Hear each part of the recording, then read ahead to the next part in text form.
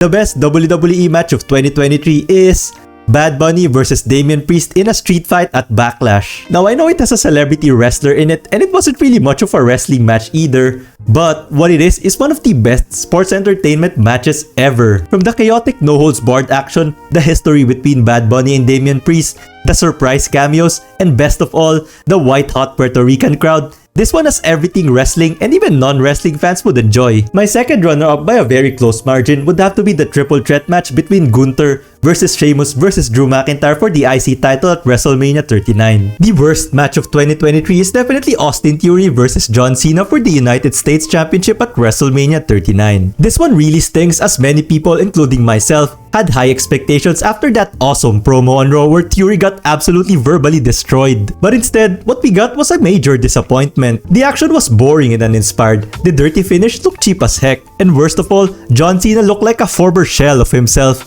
and it was just a really bad look for both men. The second place goes to Ronda Rousey versus Shayna Baszler at SummerSlam for being one of the worst send-off matches since Baron Corbin versus Kurt Angle at Mania 35. The best WWE Premium Live event of 2023 is definitely Survivor Series. While all of the PLEs this year have been pretty solid, Survivor Series stands out as being the most consistently good all throughout. You got 2 all-time great War Games matches in the opener and the main event, 3 short but sweet mid-card matches with Gunther versus The Miz for the IC title, Santos Escobar versus Dragon Lee, and Rhea Ripley versus Zoe Stark for the Women's World title, which is probably one of Rhea's better matches she's had this year. And of course, we saw 2 massive returns in Randy Orton and CM Punk. My second runner-up is Backlash for having one of the best crowds ever. It felt like the real Raw after Mania. The worst WWE Premium Live event of 2023 is Fastlane. Man, this was honestly a tough decision as I think every PLE this year had some great moments and matches.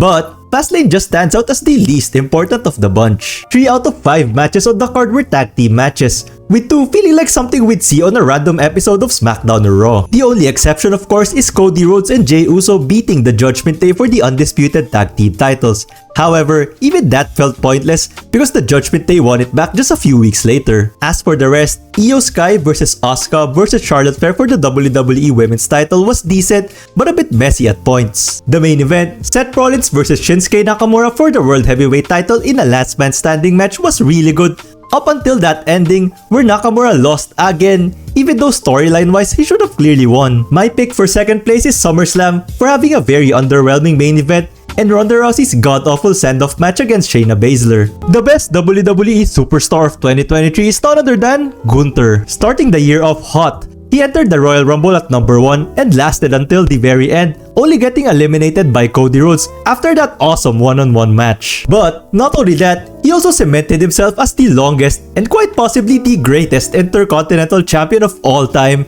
at a reign of 500 days plus and counting. And he did all of this while delivering banger after banger after banger. My second runner-up is Damian Priest, who's currently Senior Money in the Bank and one half of the undisputed tag team champions. A pretty solid year too if you ask me. The worst WWE superstar of 2023 is without a doubt Roman Reigns. Why? Because we barely saw him wrestle this whole year. In 2023, Roman has had a grand total of just 11 matches, including all the house shows. For context, Gunther had 96 televised and non-televised matches. Even Braun Strowman and Dakota Kai have more matches and they've been out with an injury since after Mania. And it's not like he puts on 5-star bangers every time he does. His tribal combat match with Jey Uso at SummerSlam fell way below expectations. It is in many people's worst match list for this year. My second runner-up is Ronda Rousey, who managed to put on 2 back-to-back stinkers in Money in the Bank and SummerSlam.